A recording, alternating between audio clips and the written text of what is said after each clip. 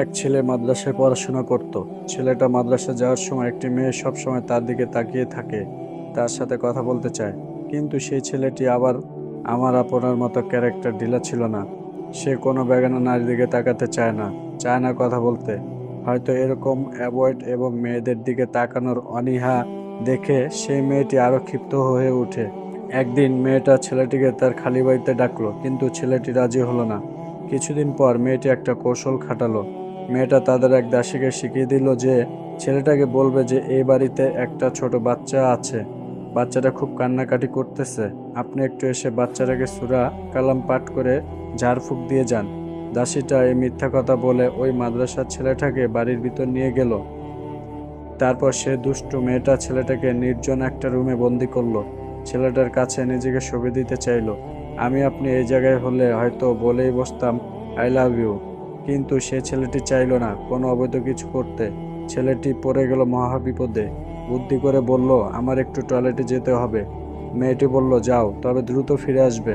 ছেলেটি বাধ্য হয়ে টয়লেট থেকে নোংরা পানি দিয়ে তার পুরো শরীরের মেখে নিল, যাতে তার শরীর থেকে বিশ্রী গন্ধ বের হয়। ছেলেটি টয়লেট থেকে বের হওয়ার পর মেয়েটি তার গায়ের দুর্গন্ধের কারণে তাকে তাড়িয়ে দিল। আর ছেলেটি খুশি মনে বের হয়ে গোসল করে মাদ্রাসায় গিয়ে ক্লাসে প্রবেশ করলো। ওস্তাদ ক্লাস চলাকালীন সময় বললেন, তোমাদের মধ্যে কে আজকে এমন সুগন্ধি লাগিয়ে এসেছো যে পুরো ক্লাস সুগন্ধময় হয়ে আছে? ছেলেটা ভয় পেয়ে গেল। মনে মনে ভাবলো হয়তো তার গায়ে কোথাও ময়লা লেগে আছে, অথবা ভালো করে ধোয়া হয়নি। সেখান থেকে মনে হয় দুর্গন্ধ বেরোচ্ছে। সে মনে করলো ক্লাসের মধ্যে ওস্তাদ তার গায়ের দুর্গন্ধকে উপহাস করে সুগন্ধ বলছে না তো। ছেলেটা লজ্জায় মাথা নিচু করে বেঞ্চে বসে রইল। এদিকে কোনো ছাত্র জবাব না দেওয়ায় ওস্তাদ অবাক হলেন এবং পরীক্ষা করার জন্য একজন একজন করে উঠে আসতে বললেন। আশ্চর্যের বিষয়, কারো কাছে এই সুগন্ধ পাওয়া গেল না। অতঃপর ওস্তাদ দেখলেন একটা ছেলে ক্লাসের সর্বশেষ বেঞ্চে মাথা নিচু করে বসে আছে।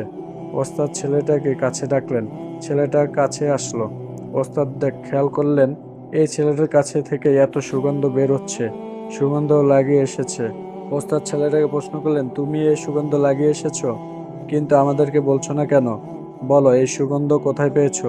ছেলেটা তখন ভয়ে কাঁদতে আরম্ভ করলো। ওস্তাদ আরো বেশি অবাক হলেন এবং ছেলেটাকে বললেন, তুমি কাঁদছো কেন?